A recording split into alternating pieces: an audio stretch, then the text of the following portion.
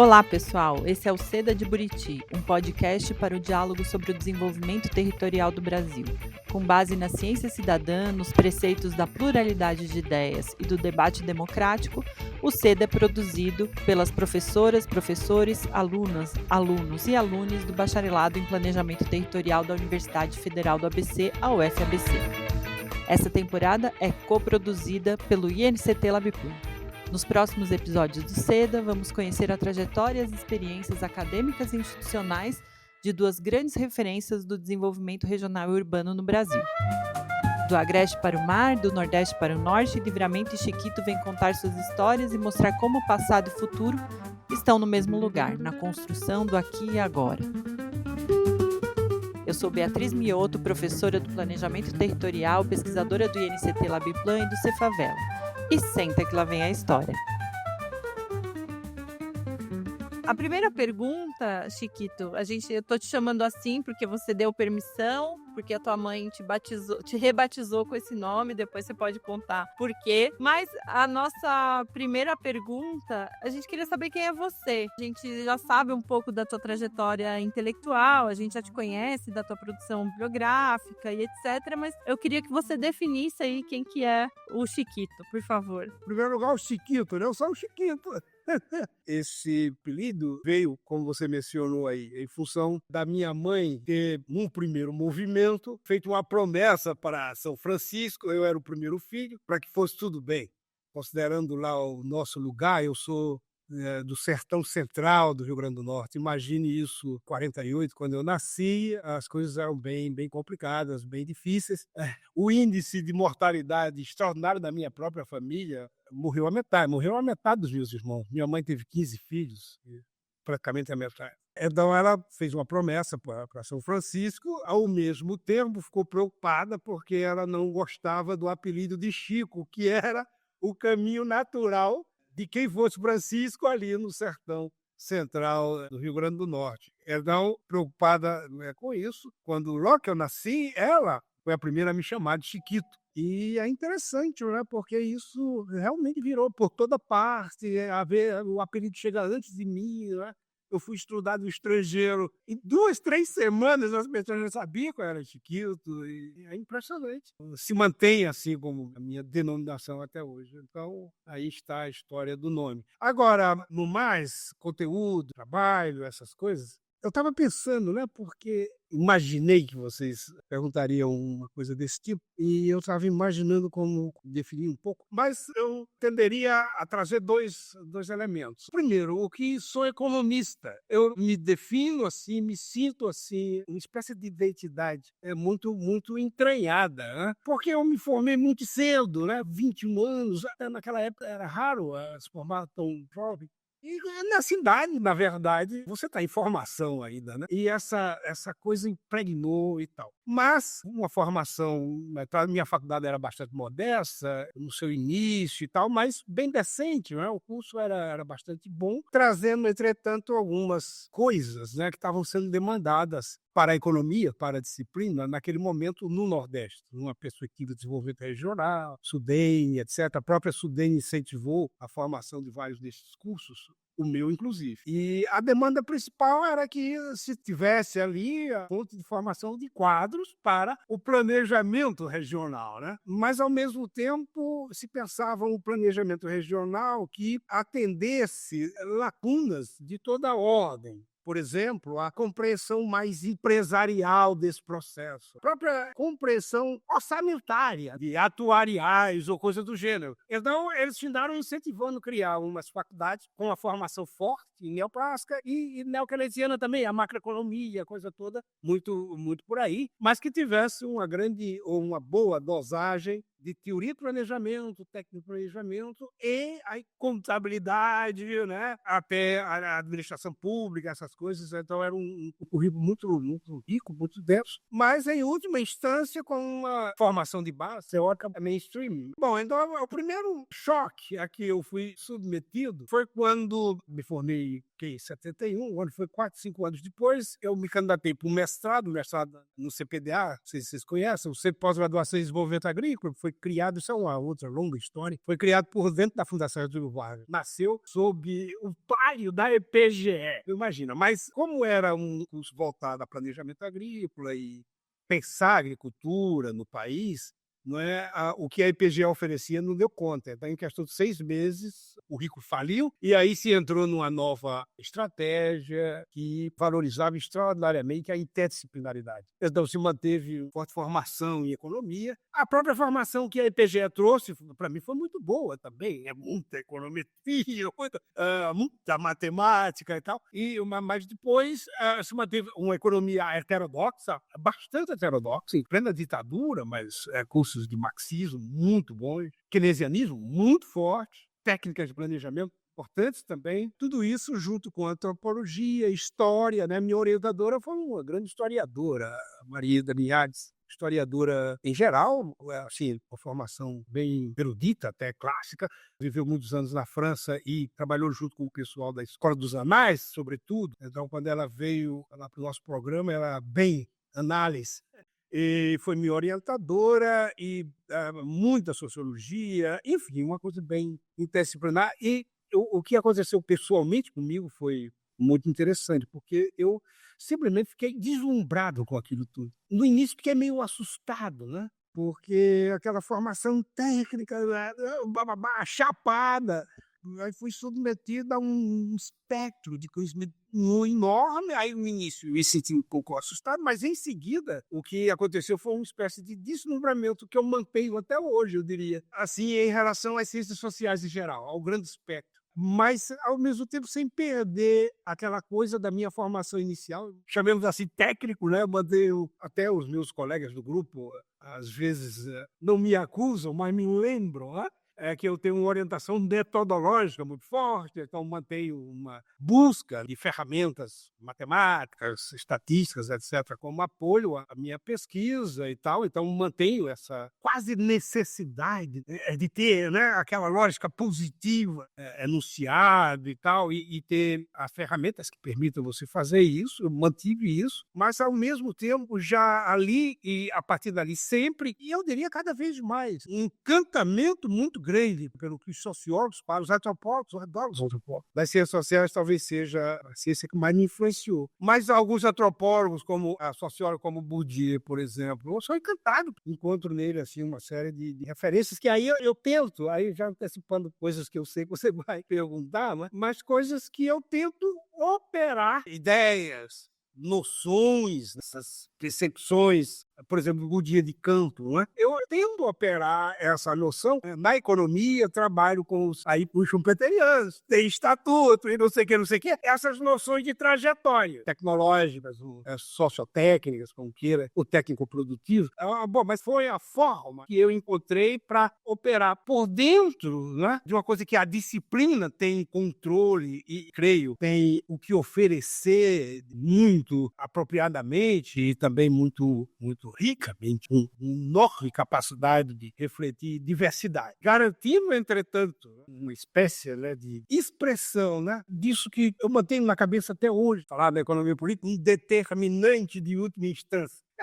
Essa última instância até que eu já tirei do lado, mas como um determinante fundamental da vida social. Eu mantenho isso, mas com essa abertura que é uma história de vida que quis indicar um momento em que isso aconteceu. Por outro lado, o quinto economista sertanejo, de formação neoclássica, que se deslumbrou com a heterodoxia da economia e com um espectro amplo de ciências sociais, por um lado. Por outro lado, eu fui defrontado muito cedo, eu me defrontei muito cedo com a Amazônia. Essa é outra coisa que caracteriza a minha vida. Novamente, eu tinha 22 anos, 23, quando eu cheguei, eu me formei 2 anos que eu estava aqui, fiz um circuito pelo Rio, quase fui pelo Rio. Se eu tivesse ficado do Rio, eu não sei o que seria hoje, né? Enfim, fiquei vindo para cá. E aqui eu me defrontei também muito cedo com as especificidades, que me deixaram... Como aconteceu lá daquele lado intelectual, aqui é mais ou menos parecido. A primeira reação foi meio de susto, no sentido de que, gente, o que é isso? Tudo era diferente. E para mim era uma surpresa, porque, na verdade, no nosso imaginário, lá no Nordeste, pela grande presença que a gente lia nos livros textos, a única coisa que aparecia da Amazônia nos livros textos da minha geração era a história da borracha. E o principal protagonista da borracha é o nordestino, é o que aparecia, o seringueiro nordestino e tal. Mas na minha cabeça, pelo desconhecimento, pela ignorância, eu automaticamente imaginava que essa grande presença teria, digamos assim, colonizado, né? Estabelecido o modo de existência da Amazônia inteira. Eu imaginava. Onde tinha povoamento significativo, deveria ser parecido com a gente. E não tinha nada a ver, na verdade. Nem nos lugares onde tinha muito nordestino, né? Já não eram mais nordestinos, era outra coisa. E outra coisa bem distinta, né? Então tudo era muito diferente. Novamente, aquele susto inicial não era bem susto, mas estranheza. Comecei a estabelecer uma relação material com aquilo, né? Através de amigos, uma família de Garapé-Miri. O primeiro contato que eu tive com essa Amazônia ribeirinha e tal foi em Garapé-Miri, através de uma família Portugal, que eram da região, migraram para Belém em algum momento e foram muito gentis comigo. Essa família me adotou, assim, quando eu estava falando de família, que era uma outra estranheza, né? E uma outra coisa, essas famílias, eles são bastante unidos, etc., mas as pessoas também não entram fácil. Você precisa ser adotado, porque uma vez adotado, então você é de fato membro da família. Foi assim que eles me trataram. E as baixadas adotaram. A minha companheira, na época, era colega de uma das filhas, e a partir daí nos adotaram. Essa família adotou a mim e a Angélica. Assim eu passei a conviver com a cultura sem entender nada. Sem entender depois. Precisar estudar para entender. Conviver com a cultura e convivendo com ela, tendo o melhor que ela tem. Esse aconchego, essa coisa muito, muito interessante. Semanalmente, aquelas reuniões lá para as tandas me levaram em Garapé-Miri. Isso foi outro choque. Comi maniçoba pela primeira vez em Garapé-Miri. A mãe preparando 7 dias, aquela coisa, fundo do quintal, lenha, etc, etc. Tive o primeiro contato com essa cultura ribeirinha. Isso que eu vim depois a trabalhar historicamente. Vi vários livros até sobre isso e sobre tudo. Mas esse foi o primeiro contato. Mas, novamente, adorei aquela maniçoba, não tinha gostado da de Belém, mas gostei, né? Realmente o cheiro. Fiquei a semana inteira sentindo o cheiro daquele negócio. E aí fiquei, sei lá, 11 dias, mais ou menos, com eles lá, vendo tudo, me levava tudo quanto é lugar, a história do barco, essa coisa da vida ribeirinha, eu senti lá. Como paisagem, né? Vendo tudo, mas sem entender absolutamente nada. Nem entendi porque eles eram ex-proprietários de engenho. Essa é uma outra história que eu fui pesquisar depois e tal. Pois bem, fui com isso para o doutorado, coisa de um ano depois, mais ou menos, eu fui para o doutorado e lá no doutorado eu fui estudar essa coisa. E aí eu comecei a entender. Fui estudar história, estudando a história, aí você começa, de fato, a se habilitar a entender todo o resto, né? Cultura, economia, etc, etc. E então é aí que eu assumo, digamos assim, quer dizer, a minha confrontação, chamemos assim, intelectual, gerou pesquisador que procura tratar no melhor nível teórico possível, encarar as dificuldades das diferenças, etc, etc. E do lado pessoal, essa confrontação findou gerando, de fato, uma pessoa, não é bem preocupada, mas engajada com a realidade a partir de um movimento duplo, um movimento, se quiser, pessoal, afetivo, etc, etc, e um movimento intelectual pela pesquisa, e dediquei, digamos, a essas duas características, a essas duas componentes, digamos assim, dediquei minha vida.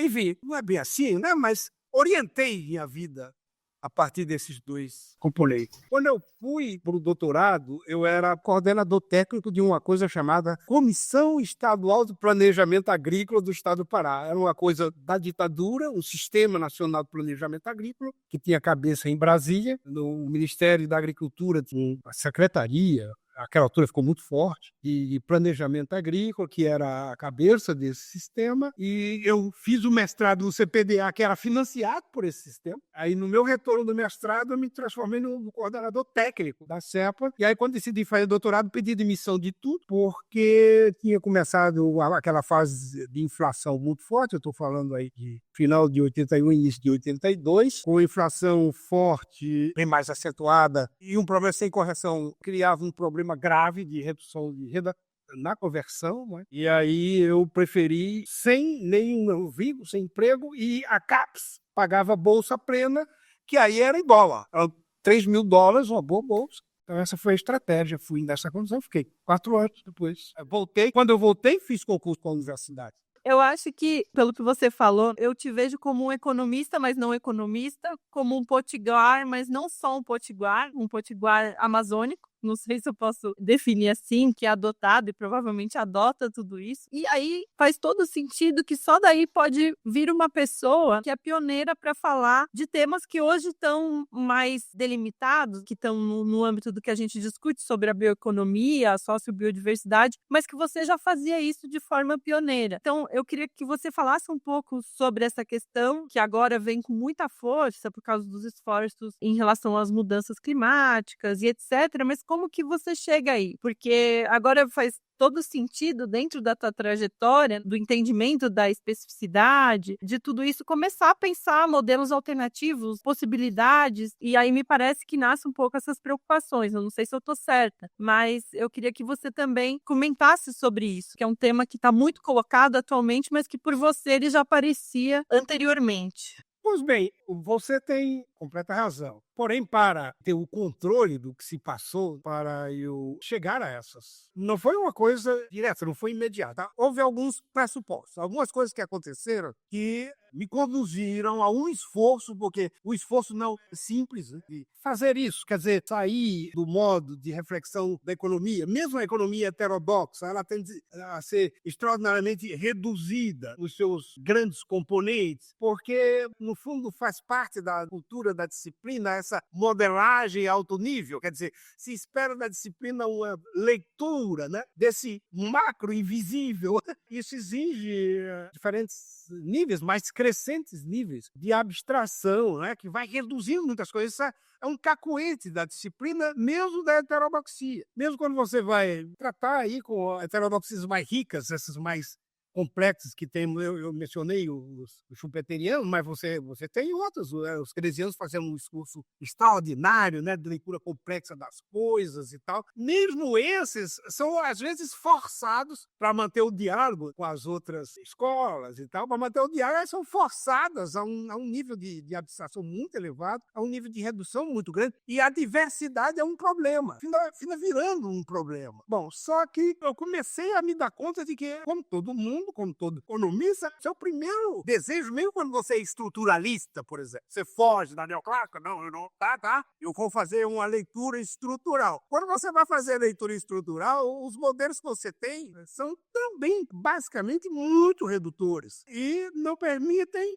em vários casos, tratamento de diversidade. Em outros casos que continuam complicando as coisas, não permite territorialidade, por exemplo. Diversidade, territorialidade, as coisas que, na verdade, estão aqui me confrontando o tempo inteiro. Não permitem. E aí, o que é que você faz? Continua tentando. Eu continuei tentando até, digamos assim, sofrer alguns fracassos enormes, do tipo, o que eu conseguia como modelo não tinha capacidade de diálogo com nenhuma disciplina, nenhuma escola da economia, o que é um problema para mim, que vou continuar mencionando, sou economista e eu preciso dialogar com os economistas. Para mim, na verdade, são os interlocutores de primeira instância. Eu escrevo pensando em economia, eu faço as coisas pensando em economia. Então chegou um momento de nenhuma escola entendi o que eu estava fazendo. Até isso continua, de certo modo. Mas eu encontrei certas soluções teóricas e metodológicas que afinal permitindo eu ter algum diálogo que começou a se amplificar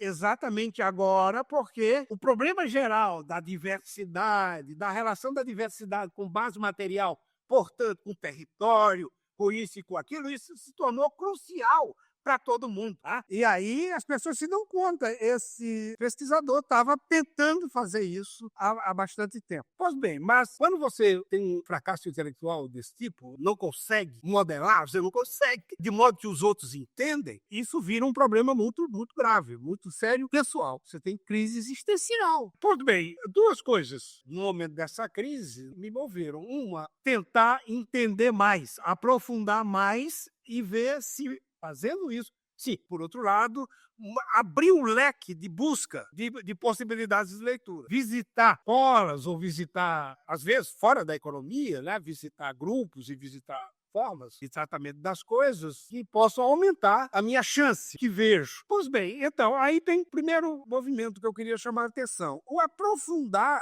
por um lado, me levou a não só retomar, não é, mas a crescer e fazer leituras cada vez mais cuidadosas de uma discussão que eu conheci no CPBA, no mestrado, naquele curso tão interdisciplinar, e que, de certa maneira, trouxe aqui e ali, mas ainda tinha levado muito longe o suficiente no plano da modelagem, da expressão, digamos assim, que era a história de que você tem, na dinâmica rural do país, você tem, na verdade, o que hoje você chamaria uma grande concorrência de trajetória associada a grandes paradigmas, a uma grande concorrência de paradigmas do que significa agricultura, digamos, numa perspectiva, vamos chamar assim, camponesa, que era assim, que há 30, 40 anos atrás a coisa era posta, uma lógica associada à razão camponesa, processo de decisões camponesas e as disponibilidades camponesas, e um outro paradigma com trajetórias em que o processo decisório era pautado em outra lógica. Os resultados eram igualmente conduzidos por funções de produção mecânico-químicas, com muita mecânica, muita... E essa coisa a gente tratava lá como profunda característica do que seria o processo de modernização da agricultura do país. Ele estaria marcado por essa concorrência e, a partir daí, visualizava os modos como ela se manifestava em diferentes regiões, diferentes situações, etc. Mas essa ideia de que você, para entender as coisas, você já tinha duas grandes estruturas em movimento, absorvendo elementos institucionais, enfim, bem diferentes, essa ideia de que você já tinha uma diversidade estrutural, mesmo reduzida e tal. Isso eu trago de lá e vou tentar no doutorado, ver como economista ou como a economia, e àquela altura buscando convergências, inclusive de marxismo e abordagem de mercado, não necessariamente neoclássica, mas, enfim, tentando ali, no doutorado, um momento, já que eu ia estudar há tanto tempo, um momento que eu pudesse operar. Não consegui. Eu levava material para tratar o que seria a dinâmica empresarial, fundamentada na relação salariada, etc. Eu levava bastante material. Chego lá no doutorado, esperava que a discussão sociológica e o material que ela tinha, e antropológica também, o material que ela tinha reunido fosse suficiente. Não foi, eu tive que me aprofundar mais, então findei deixando o empresarial de lado. Eu fiz a tese de doutorado, primeiro, com dois componentes. Um, histórico, demonstrando como, historicamente, um campesinado amazônico se formava, e já àquela altura visualizava uma diversidade interna dentro desse campesinado, uma diversidade que era garantida pelo processo histórico que trazia esse tipo de Capolé Ribeirinho, etc, etc. Em momentos posteriores, mais recentes, se confronta com ondas de camponeses que, no primeiro momento, vão povoar os seringais, mas que, no segundo momento, vão povoar a chamada fronteira agrícola e tal. Então, eu trabalho no doutorado essa diversidade. Só camponeses, que eu não consegui o capital, etc. Só camponeses, mas dentro do que seria essa única estrutura, eu já encontro uma diversidade enorme que não era trivial. Tinha marcações históricas muito fortes e, portanto, marcações tecnológicas, né? Cada um deles tinha uma relação com a natureza completamente diferente, mediada por lógicas, por portfólios técnicos, por repertórios técnicos muito próprios, organizações territoriais também muito próprias. Então, tudo era, ao mesmo tempo, eram camponeses, claramente camponês. Aí me defronto com essa discussão, afinal, o que é uma economia camponesa, começo a estudar o Chainó muito e tal. Então eram todos camponeses, mas camponeses muito diferentes. Mas eu faço até, a primeira parte é para marcar essa diferença do ponto de vista histórico e os resultados estruturais e uma certa territorialização. Aqui eu consegui enxergar naquele momento. Essa era a primeira parte da minha tese. A segunda parte, aí vem o economista. Eu precisava explicar, de algum modo, primeiro, a razão, a lógica que trazia essa nova onda camponesa, essa onda da fronteira agrícola. Era necessário, para mim, esclarecer por dentro de uma estruturação, de uma conformação econômica macro, que esse povo, ou que levou esse povo aqui, o que eles fazem, qual é o sentido macro que eles fazem encontra na forma como o país vem se reproduzindo, vem se desenvolvendo. E aí a segunda parte toda é para fazer isso, tentar modelar o que seria o papel da produção camponesa, essa produção da fronteira agrícola, arroz, basicamente. Então eu modelei um mercado de arroz no Brasil todo, diversas parcelas, ele campesinato lá do Rio Grande do Sul, muito importante, depois no Centro-Oeste, um outro produzindo arroz, aqui próximo da gente, no Nordeste, o Maranhão tem história de arroz, e localizei a produção de arroz na fronteira e modelei tudo e tal. Essa é a segunda parte da tese. Bom, mas enfim, eu estou falando isso porque aqui são duas coisas. Me municio e, ao mesmo tempo, sou novamente, me municio para tratar de volta, como fiz, fazer o que pensava fazer no doutorado e não consegui, ou seja, tratar campesinato, que eu entendi melhor, em confronto com dinâmica capitalista, etc, etc, tratar isso, então a exigência crescia e agora um pouco mais instrumentado para perceber que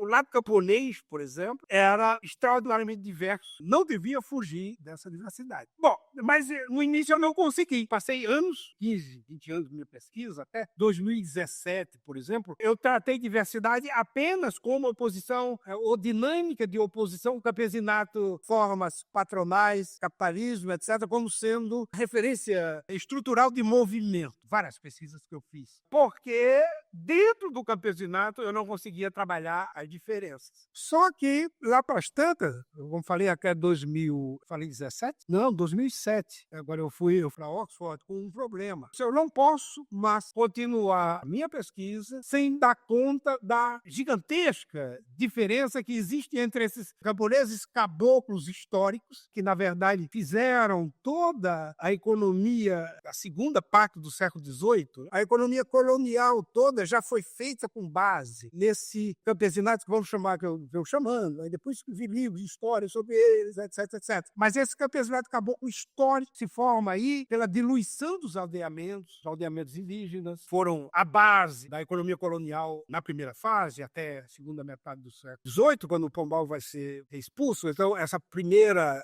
parte da história colonial da Amazônia foi toda feita com base nos aldeamentos, que na verdade era um modo de produção bem interessante, podíamos falar aqui horas sobre ele, bem dirigido e bem controlado e pensado também pelos jesuítas, mas as ordens, quase todas as ordens religiosas participaram do processo. Lá bastantes aí com o Pombal, por várias razões. O Pombal entende que não conseguiria levar adiante os projetos de Estado que ele tinha aqui na região se ele não assimilasse aquela estrutura. E aí bate forte e os aldeamentos se diluem. Essa diluição dos aldeamentos, já por duas gerações, quando eles se deslocam dos aldeamentos, já não se deslocam numa lógica de estrutura tribal, se deslocam em lógica de famílias nucleadas, literalmente. Famílias que eles assimilaram a lógica de estruturação já pelo processo de deculturação, mas que, a rigor, finda sendo um modo viável deles retornarem a uma espécie de controle deles mesmos de um processo de vida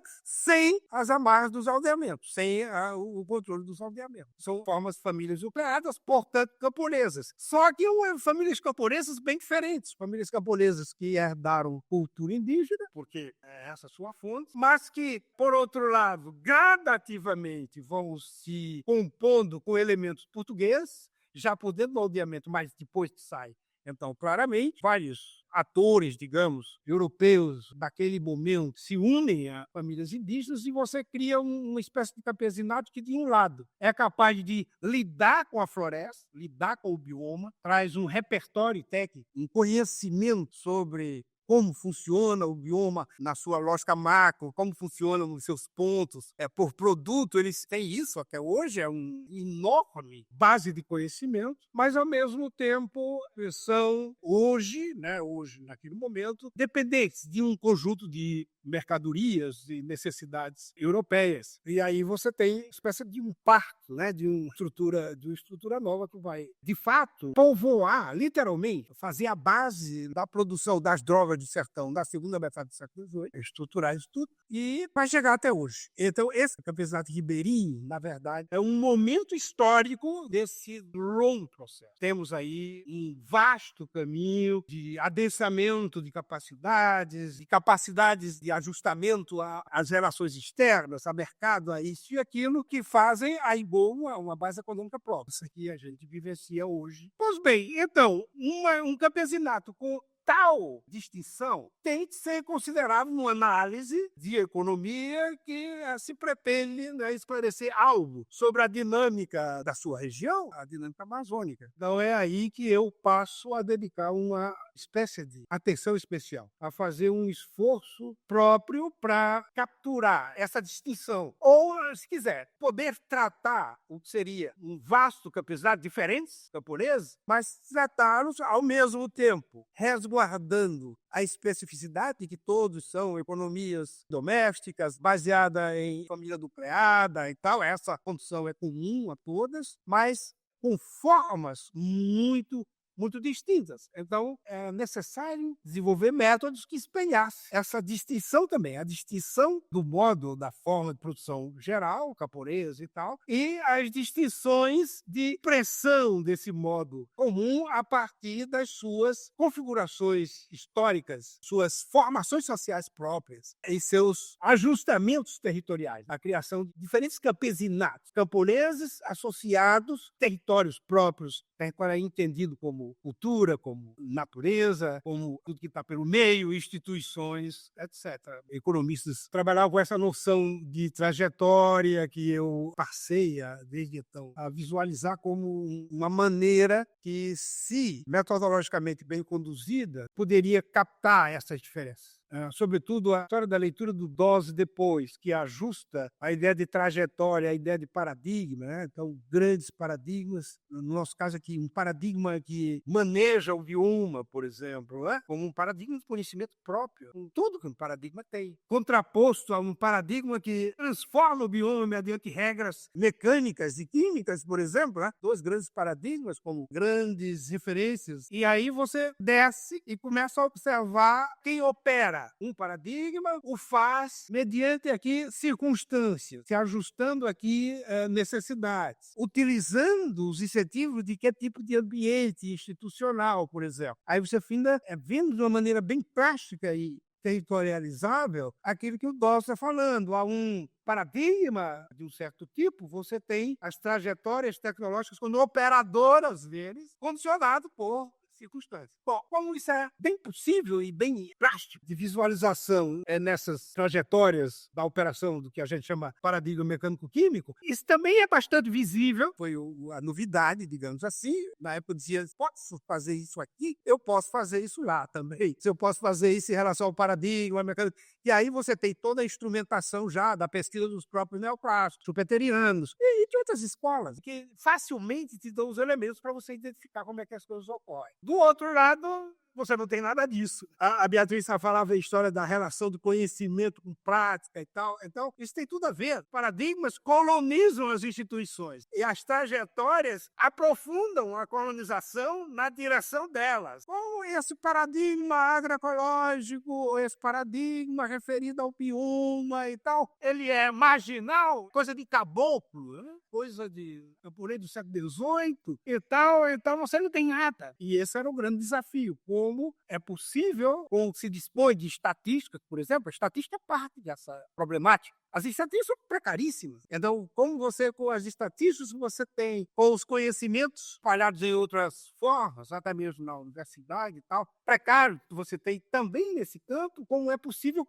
caracterizar esses campesinatos vinculados ao bioma ou referidos ao bioma, como é possível caracterizá-los como trajetórias de um paradigma superior em termos de referência de conhecimento, de plataforma de capacidades, que tem as fontes que podem garantir a reprodução dessas trajetórias, dessas operações no campo, nos territórios, e garantir isso permitindo graus de liberdade, de inovação, porque isso existe também. E isso é uma necessidade para você trabalhar. Como é que esses campesinatos ficaram 200 anos nessas áreas? Foram inovando em várias circunstâncias, foram se ajustando a toda uma lógica de inovação, a toda uma capacidade bastante diferente do que acontece com a inovação laboratorial, etc, mas ela está lá. E, bom, o desafio estava posto, eu comecei a exercitar. A estatística moderna oferece as possibilidades de representação disso e consegui lá para as tantas, quando foi em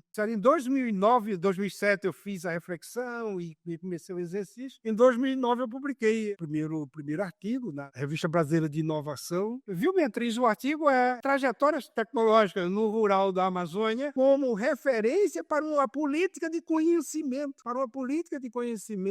para o rural amazônico e tal. Essa é a ideia. Então, a primeira coisa que veio à cabeça, eu tenho que apresentar essa existência. Existem, estão aqui, os números são esses, as diferenças se manifestam na produção ou nos resultados de tal e tal modo. Isso se reflete ecologicamente, de tal e tal modo, a gestão de território. Apresenta isso tudo para reclamar de políticas que visualizem essa existência, porque ninguém via. Ninguém via essa economia referida ao bioma, essa fóssil bioeconomia. Agora está muito mais gente está vendo, muito mais gente está entendendo a importância, mas o primeiro artigo que fizemos foi em 2009, com todas essas preocupações. Aqui temos um rural com um sujeito claro, que tem estatuto histórico, tem estatuto sociológico, tem densidade, tem tamanho, tem capacidade, passou 200 anos se ajustando, fazendo coisas para tratar o rural de outro modo, o rural amazônico, ou seja, o bioma de outra maneira. Se fala em desenvolvimento sustentável, esse é o sujeito. Esse era o recado do artigo. Esse é o sujeito. É para ele que os olhares têm que se voltar. Então, bom, aí ficam claras as carências. Eu apresento isso também no próprio artigo. O ambiente institucional ignorava completamente crédito. Por exemplo, peguei algumas referências, que esse compromisso com a demonstração, né? Crédito, 1,5%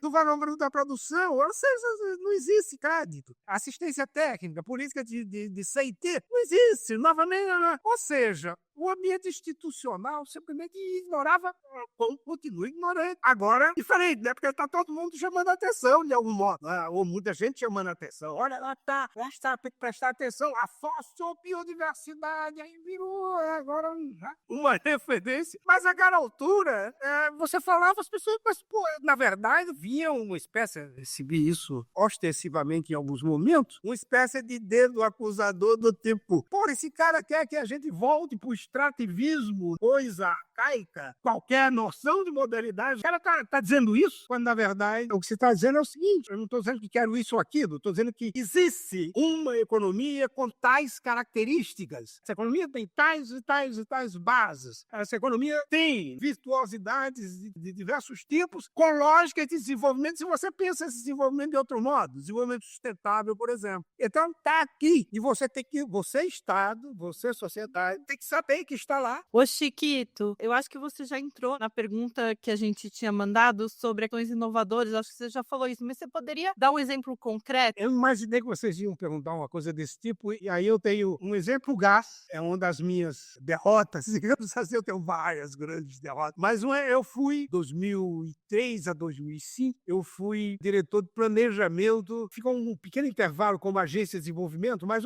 seria a Sudan, a nossa agência de desenvolvimento e tal, eu fui diretor de planejamento. E ali havia o meu grupo todo, repete sobre isso há muito tempo, havia uma interação forte, e aí a história do conhecimento. Você pergunta a relação conhecimento e prática que pode ser pensado como algo realmente realmente inovador, que mude as coisas. Então, naquele momento, eu continuo tendo uma interação importante com um grupo chamado Rede System, não sei se vocês conhecem, mas é uma rede de pesquisa em sistemas e arranjos produtivos locais e tal, no fundo de análise de aglomerações como fundamento de dinâmica e desenvolvimento, e na época se iniciava, na verdade, estava talvez 3, 4 anos, a rede estava em movimento. Então tinha essas vinculações. A gente aqui fazendo nossas pesquisas, de repente começamos uma cooperação com a Rede CICE, e aí fizemos a primeira pesquisa sobre a industrialização, essa fase atual, do açaí. A pesquisa foi feita em 2003 e publicada em 2004. Àquela altura, eu era diretor de planejamento da Sudan, e aí, com base na pesquisa, a gente começou, foram 2 movimentos que eu tenho que narrar bem rapidinho para dizer o que eu acho inovador. O primeiro movimento foi a minha diretoria e a minha equipe, os meus colegas, aí todos da universidade, da universidade, a maioria, alguns da própria Sudã, e a ideia foi, olha, é necessário que se criem mecanismos que endogenize, quer dizer, que internalize nas instituições em geral, mas sobretudo em instituições de planejamento e desenvolvimento regional, internalize as necessidades regionalizadas. A melhor maneira de fazer isso é buscar definir o que seria, aí novamente um exercício inicial, mas que foi bem proveitoso, definir os arranjos produtivos locais, quer dizer, os aglomerados ou as aglomerações dinâmicas que fossem passíveis de detecção na Amazônia, trazer, digamos, um mapeamento para escrutínio em 2 movimentos. Um primeiro movimento que fosse piloto, digamos assim, demonstrativo. Um segundo movimento piloto funcionando e começar um espalhamento do processo de internalização para cada vez mais um maior raio, para uma cada vez maior abrangência territorial. Pois bem, então, levantamos àquela altura 200 e tantos arranjos, núcleos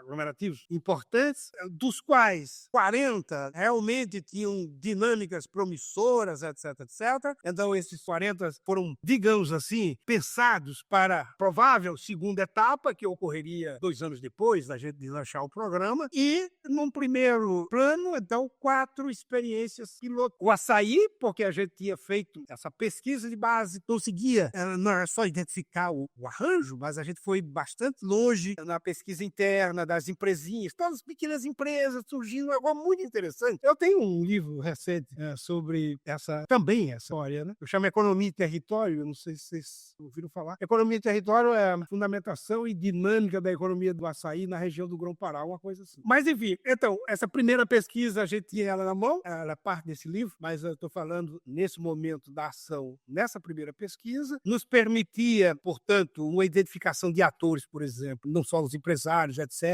mas também nas instituições, quem tinha maior ou menor vínculo e de que modo. Enfim, pesquisa de arranjo que faz essa demonstração de ambiência toda. A gente mobiliza isso e cria 4 comitês gestores internos à Sudã, que seria o embrião do que viria a ser no nosso plano. Naquela altura, o governo Lula, na primeira gestão, se dispôs a uma revisão da política regional do país, que tinha sido aniquilada, não sei se vocês lembram, se dispôs a uma revisão, e aí a gente, o aberto, né, a gente se preparou para sugerir o que seria uma nova Sudã. A gente, inclusive, escreveu o projetinho, né, o que seria uma nova... E, bom, então, esse seria o experimento dessa nova Sudã. Os comitês gestores abrigariam representações dos empresários, daquele arranjo, no caso do açaí, dos camponeses que produziam açaí. Na época não existia açaí empresarial, irrigado, isso vem depois, não é? Representação cooperativa de camponeses, etc, etc. Representação de trabalhadores na indústria, e aí crédito, todos os bancos que tinham, de algum modo, manejavam recursos de fomento, né? Tinham participação. A Embrapa foi convocada por seu susto. O que é que eu faço aqui, meu Deus do céu? Hoje é diferente a Embrapa, né? Tem realmente um grupo grande que trabalha com essas coisas, mas naquela altura era, afinal, por que eu estou aqui, meu Deus do céu? O que é que eu devo dizer desse povo? Tinha já, né, na época, inclusive, pesquisa de campo muito focada aqui na ilha do Cumbu, a famosa ilha do Cumbu em Belém, quem vem em Belém finda indo. Lá eles tinham pesquisa. Então, esses eram os comitês gestores. Aí tinha do açaí, tinha cupuaçu, acho que era uma outra fruta. Bom, mas era agora não me fugiu. Não, o cacau não. Me fugiu. Fica a referência do açaí. E a referência da experiência. Esses comitês passaram a gerir um orçamento modestíssimo daquele momento, mas a gente conseguiu direcionar 4 milhões de recursos, isso 20 anos atrás, até que não era desprezível. Multiplica aí por, sei lá, 5, 4 e tal, era um recurso razoável, e para o estado da Sudã, então, na época, era um recurso bastante importante para esses comitês gerirem o recurso. Eles geririam. Claro, e os 4 da Sudã, digamos assim, se encarregariam de garantir, digamos, a operacionalidade das ideias, a consistência do que se pretendia, que um papel técnico a desempenhar, mas a rigor esses comitês gestores, seriam os condutores do que seria uma integração, e essa era a ideia, uma integração Estado-aparato produtivo. Estado dinâmico produtivo através dos seus aglomerados fundamentais, que era, no fundo, a grande estratégia. Aquilo funcionou, foi uma maravilha, em várias coisas. Até hoje eu me encontro com empresários que hoje são grandes empresários, até cresceram muito, alguns deles, outros pariram e tal, mas a maioria hoje em situação é bem importante. Me relembram com muita saudade daquilo. As conversas que eles tiveram com a Embrapa, eles pautaram um monte de coisa com a Embrapa, eles pautaram um monte de coisa com os bancos. Todo mundo, camponês, pautaram várias instituições que simplesmente desconheciam. Na verdade, alguns deles quase não tinham como, pelas regras internas, o FNO passou, enfim. Mas eu reputo essa uma experiência bem interessante, que tem todos esses elementos que você põe, né? Conhecimento, uma mediação muito importante, conhecimento sobre a realidade, esse conhecimento nosso, do cientista social, do economista que procura entender, que pesquisou, isso tudo sendo canalizado para uma mobilização de recursos e capacidade por um método bastante inovativo, a criação de sinapses entre o aparato produtivo e o Estado, mas o aparato produtivo pensado com essa capilaridade, com essa distribuição, e não o aparato produtivo setorializado, que ainda repetindo, quando você internaliza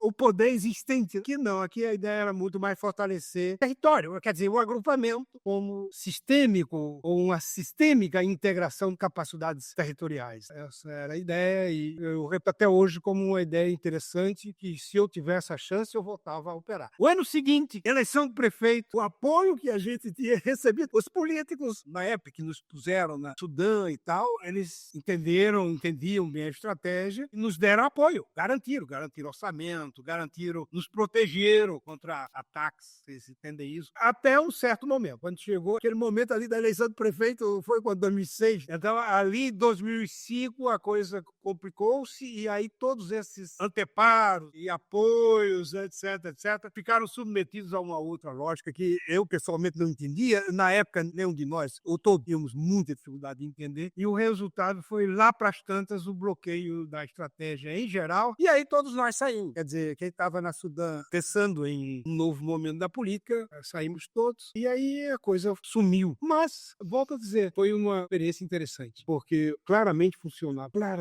Ai, rápido. Muito bom, Chiquito. Eu acho que, para terminar, uma última questão, que talvez ela devesse ter sido a primeira, não sei, agora na nossa conversa eu fiquei pensando, será que essa era a ordem? Eu fiz uma ordem meio das coisas que a gente tinha lido e tal, mas que é sobre a questão fundiária. Esse é um tema recorrente no Brasil, desde a formação, desde os intérpretes do século XX, enfim. E você também tem um trabalho grande em colocar essa questão dentro do debate sobre a Amazônia. E aí eu queria que você falasse um pouco da importância não só para a interpretação histórica dos problemas brasileiros, mas por que essa questão ainda continua sendo contemporânea? Não só contemporânea. Eu diria que, em primeiro lugar, eu estou, no momento, exatamente agora, dedicando 90% da minha capacidade interpretativa, analítica, a esse problema, essa questão da dinâmica fundiária, a peculiaridade de ser conduzida essa questão por um mercado de terras muito específico. Entender esse mercado de terras e o que é que ele significa na constituição estrutural, digamos assim, dessa estrutura fundiária, da propriedade da terra em geral. E o que isso vai significar em termos de futuro para o país e para a região? Isso tem me tomado 90 nos últimos 2, 3 anos. Provavelmente, eu tenho falado também sobre muita bioeconomia, tenho até escrito, coordenei trabalhos e tal, mas essa é a questão mais crucial que eu encontro hoje, no sentido de que dela depende tudo mais, na verdade. Então, qualquer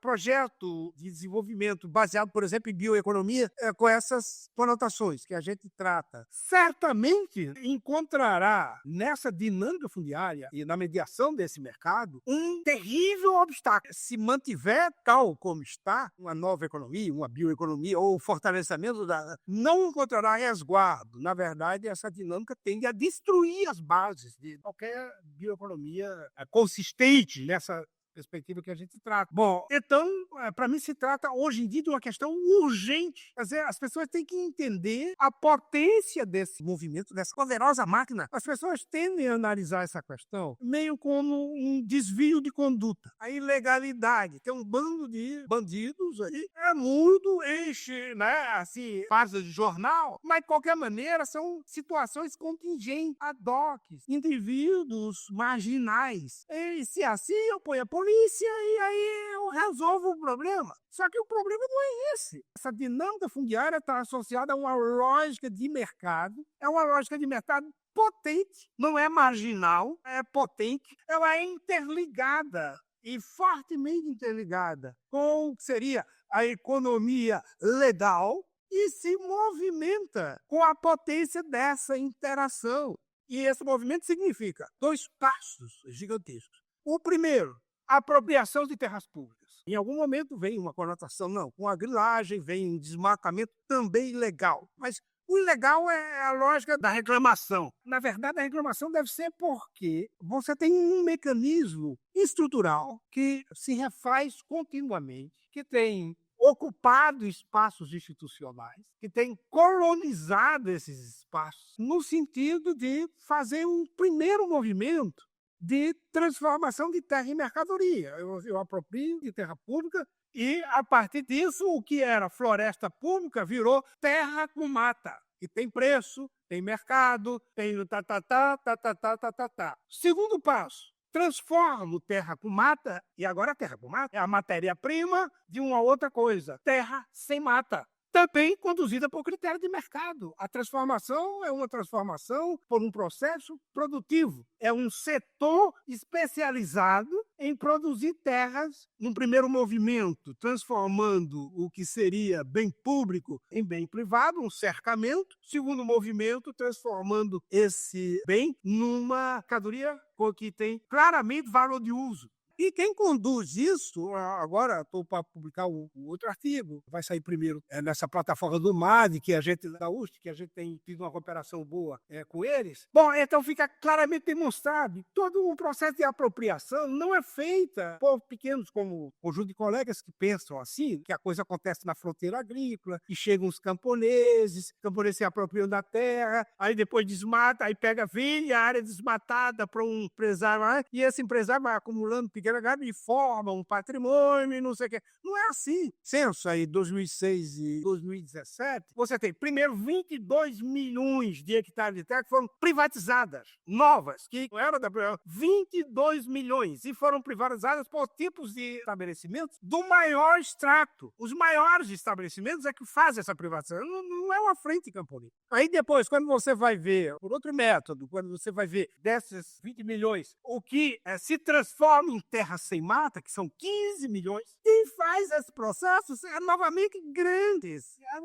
São as maiores empresas, estruturas fundiárias. Estruturas fundiárias que fazem esse processo de transformação. Um processo de produção de terras. E aí, claramente, também, a gente faz a demonstração, não vai sobrar um pé de pau, para usar as expressões lá do meu interior. Isso é um bólido, isso é uma estrutura gigantesca de extraordinário poder econômico que tem uma tradução política colossal, que tem uma capacidade de colonização das instituições muito forte. Na verdade, precisa ser freado. Pode ser freado. porque tem um calcanhar de Aquiles. O calcanhar de Aquiles é o fato de ser ilegal. Mas só agora que a questão entra, né? Você não pode entrar nesse cenário pelo ilegal. Você tem que entrar pelo estrutural. Aí você vê a potência. E aí você vê, grande parte disso tudo é ilegal, grande parte, não tudo também, grande parte é ilegal, e então você tem aí um calcanhar de Aquiles. Você pode facilmente até, tecnicamente, se você toma algumas providências técnicas, você pode desestabilizar esse mercado. Você quebra a confiança dele, você quebra um monte de coisas que são necessárias para ele funcionar. Então, até não precisaria de grandes artifícios políticos. Mas, mesmo assim, dessas iniciativas prometiam e mostraram capacidade de resolver tecnicamente o problema, que, na verdade, é um sistema informacional que permite a reconstituição de cadeias dominiais de maneira barata e rápida. Uma cadeia dominial na Amazônia hoje não consegue ser reconstituída. Boa parte delas não consegue ser reconstituída. Outra parte você pode reconstituir, mas é muito caro. E aí nem as instituições usam, nem os bancos usam os métodos. Então, na verdade, você tem aí uma incapacidade de distinguir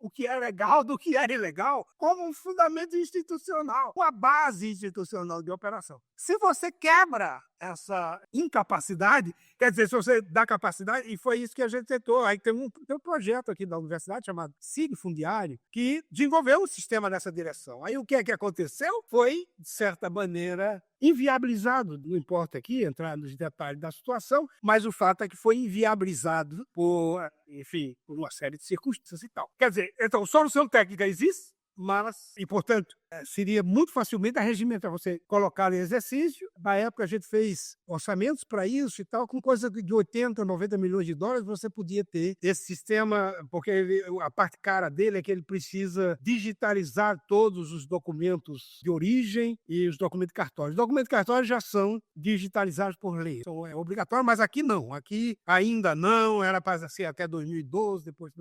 Bom, teria que digitalizar tudo, a gente digitalizou 40 municípios, né? Mas teria que digitalizar tudo e digitalizar todos os documentos de origem, e aí com isso na mão você teria um sistema operante, etc. E aí era isso, na época coisa como 80 milhões de dólares, que é barato, quer dizer, considerando o tamanho do problema, considerando a disponibilidade de recursos até mesmo, não só de Estado, mas de ONGs que se associam a essa questão, né?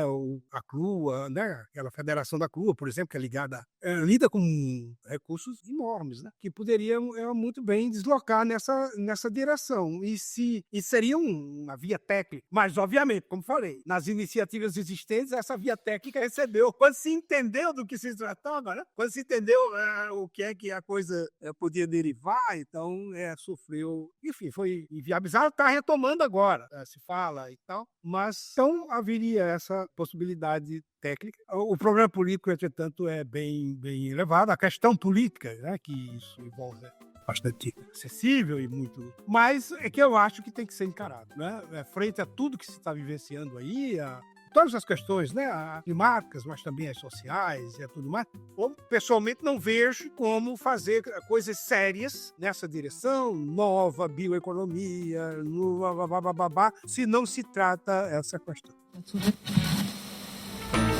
Não, presidente, a minha questão de ordem é para a gente trabalhar. Chiquito, então agora a gente chega no finalzinho da nossa conversa. Infelizmente, aqui o pessoal, a gente fica falando por causa de deixar o áudio legal e não sei o que. Alguém falou assim, nossa, eu poderia ficar o dia inteiro aqui ouvindo. Por que a gente não tá em Belém, num bar, tendo essa conversa? Viu? Várias considerações. Mas a última etapa são algumas questões bem objetivas que você responde assim de bate-pronto, que a gente faz no final da nossa entrevista com todo mundo que passa pelo Seda de Buriti, tá bom? A primeira, Chiquita, é que eu queria uma dica de livro, música, filme, que você tenha assim pra dar pra gente. Não precisa ser nada recente. Olha, eu tô no momento me atualizando com essa literatura, chamemos assim, de economistas heterodoxos americanos, mas particularmente do Jeffrey Sachs. Eu acabei de receber um livro dele bem interessante, li a metade, eu recomendaria, que é The Age of Sustainable Development. Bem interessante. E música? Alguma coisa que você goste? Eu gosto de muita coisa. Para mim é difícil indicar uma única música. Da nossa MPB e tal, gosto das coisas do Chico Buarque, do Caetano, por exemplo, em geral. Uma música em particular eu não saberia distinguir ou dizer essa para mim é a melhor. Em termos de cultura musical em geral, né, as coisas clássicas eu sou bem inclinado, né, gosto muito de Beethoven, por exemplo, a nona, que faz alguns meses eu estou sem ouvir, mas às vezes eu entro em crise e escuto durante semanas. Essas coisas. Então, ao mesmo tempo, muita coisa, porque gosto de muita coisa. Adoro, por exemplo, essas recentes interpretações de várias coisas, umas clássicas, mas ao mesmo tempo coisas novas do Yamadou Costa. Tenho ouvido muito o Yamadou Costa. Esse violonista gaúcho, espetacular, assim, uma coisa fantástica. Mas achei muitas coisas. Ao mesmo tempo, é recortado. Tenho preferências por esses nomes, por exemplo. A outra pergunta é: qual é a tua comida preferida e onde que ela é feita? Ave Maria, posso dizer duas. Uma é endógena, minha cultura, eu adoro bode e buchada de bode. Para minha felicidade, hoje a minha filha é professora, passou no concurso no Instituto Federal, no interior da Paraíba, em Princesa Isabel. Aquilo é uma maravilha, a Princesa do Sertão. Eles se dizem Princesa do Sertão, porque Pedro Avelina, minha cidade, também se diz Princesa do Sertão. Eu digo que Princesa da Paraíba é a princesa fake do sertão. A verdadeira é Pedro Avelino. Mas, enfim, então, Princesa Isabel é espetacular. Eu tenho ido visitar minha filha 1 ou 2 vezes por ano. Lá você pode combinar duas coisas que eu gosto muito. O frio, que é na Serra da Borborema, que é elevada, então boa parte do ano você tem que usar um cachecolzinho e tal. A comida, puxada de bode, etc, etc. Né? Bom, então eu digo, numa dessas vezes que eu estive lá, eu estava com cachecol, fazendo uma reunião com os colegas do MAD nessa cooperação que a gente tem com eles. E aí o Gilberto Tadeu Lima olhou e disse, não, que você está falando de cachecol em Belém. Não, eu não estou em Belém, eu estou num lugar que tem, né, as vantagens da Suíça e as vantagens maior ainda do sertão da Paraíba. Então eu posso ficar no frio, que eu gosto, usar cachecol e comer buchada de bode. Maravilha. Buchada de bode é uma maravilha. E agora adoro também rabada, que não é muito da minha cultura. Eu fui conhecer rabada no Rio de Janeiro. Quando eu morei lá, passei a adorar, que os paraenses gostam muito e fazem no modo deles, né? Com jambu, por exemplo, fica delicioso e tal. Eu adoro rabada. Então a maior parte do tempo, aqui a gente não tem bode. A minha filha, quando vem, traz um monte. A gente vai lá e volta para o buchado e tal, mas eu tenho religiosamente rabado. Bom, aí depois disso tem um monte de outras coisas que eu gosto. Eu gosto muito de massa, por exemplo. Eu gosto de coisas italianas, muito carnes de diversos tipos, mas sempre exigindo um sabor pesado, né? Esse é a minha idiosincrasia. Da comida mineira, né? A comida mineira, exatamente por isso, ela é bem forte, bem pesada.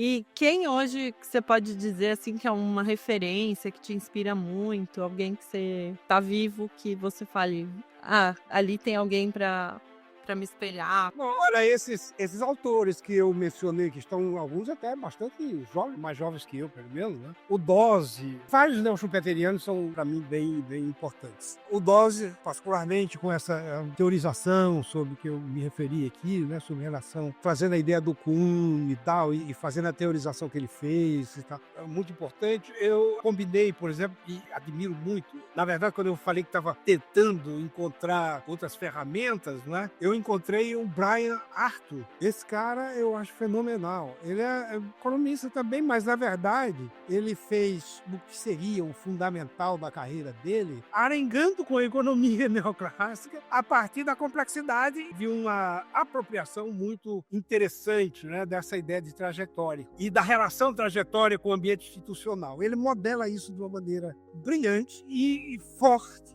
contundente, né? Então, hoje ele é do Instituto Santa Fé, aquele povo todo ali, físicos e também ciências sociais, antropólogo, trabalho com complexidade, ele está lá. E é um cara que me inspirou muito, eu li muito. Aí tem os clássicos, Bibi na fonte de todos eles, acho. Então, qual deles você ressuscitaria? Que não tá aqui, mas que fala, nossa, precisava...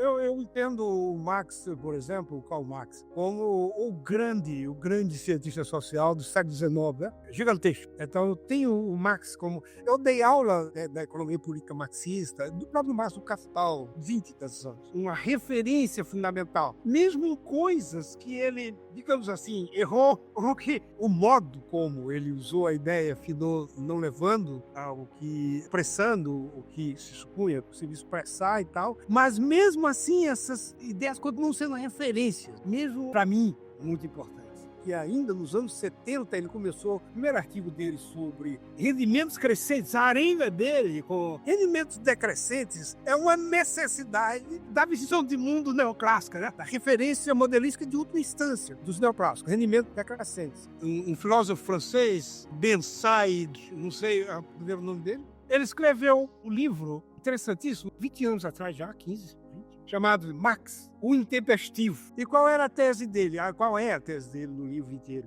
É de que o Marx, na verdade, foi o primeiro cientista social. Tratou as coisas com princípios de complexidade. Ele não tinha ferramenta, né, que permitisse a ele, digamos, ter um controle heurístico de cada coisa, mas vários encaminhamentos que ele deu a várias questões só se resolveriam com uma abordagem de complexidade tal como veio a se desenvolver aí nos anos 90, mais recentemente, um pouco antes, eu falei, Flora e tal, ainda nos anos 70, mas isso vai ganhar corpo adiante, né? E o Beside vai demonstrar os vários momentos, olha, aqui o raciocínio é complexo. E aí ele fica não dando consequência à complexidade, porque ele não consegue, com a cabeça do século XIX ainda, controlado por uma série. Negócio de lei de movimento, expande muitas coisas, flexibiliza, historiciza, etc., mas mantém os movimentos muito teleológicos, né? Os movimentos ainda são muito constrangidos, orientados, né? São determinísticos no sentido forte, digamos assim, ainda no Marx, com grandes elementos de complexidade, e o Beside tenta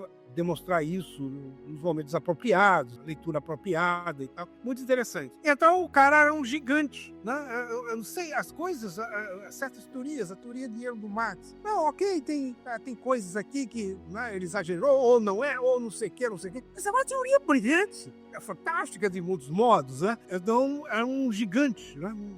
Tem outro, todos esses grandes são grandes, né? Não são brincadeira. Pode dizer muita coisa interessante, bem, mas eu pessoalmente tenho um respeito extraordinário e uma dívida também extraordinária com o Marx. Perfeito, Chiquito. Mais duas bem rápidas. A primeira é o que não pode faltar na revolução. Se você fosse, não, agora a gente vai fazer a revolução. O que não falta? O que você fala assim, não, isso aqui não pode? Essas capacidades desenvolvidas por muito tempo de um convívio harmônico, mas real, objetivo com a natureza, que você encontra em várias culturas. Essa, por exemplo, que hoje se qualifica como sociobiologia, essa referida ao bioma, essa é uma das capacidades sociais de grande envergadura. Gostaria de estar presente em qualquer revolução para o futuro, como interlocutor e como ator, como voz e como agente. Perfeito. E a última é para você, se você estivesse vivendo daqui 10 anos, o que você gostaria de contar pra gente? Assim? Você tá lá no futuro, aí você olha, volta para cá, pro Seda de Buriti, no dia 10 de outubro de 24 e fala, eu queria contar isso aqui para vocês. Vivi 10 anos e vi, por exemplo, o mercado de terras na Amazônia ser contido, literalmente contido. Vi, a partir daí, um processo concomitante de reestruturação, reorganização de toda a economia rural da região e uma reconstrução da sua capacidade de reprodução saudável e socialmente equilibrada, justa e eficiente também. Se eu visse isso nos próximos anos, teria um enorme prazer em contar. Chiquito, eu acho que você é o primeiro economista potiguar amazônico insurgente que a gente entrevista aqui no Seda. E eu fico encantada com esse tanto de referência, com o uso rigoroso de referências que não necessariamente as pessoas colocariam no mesmo lugar. com tanta propriedade, né? Eu acho que traz aí uma ideia do que é ser plural e do que é usar essa pluralidade para pensar coisas diferentes, inovadoras, enfim. Então a gente agradece muito e em breve a gente vai ter a entrevista no ar. Eu aqui agradeço, Beatriz, a oportunidade, né, o tempo que vocês dispuseram para eu colocar um pouco das minhas memórias e das minhas ideias. Fiquei muito feliz em poder estar aqui com vocês.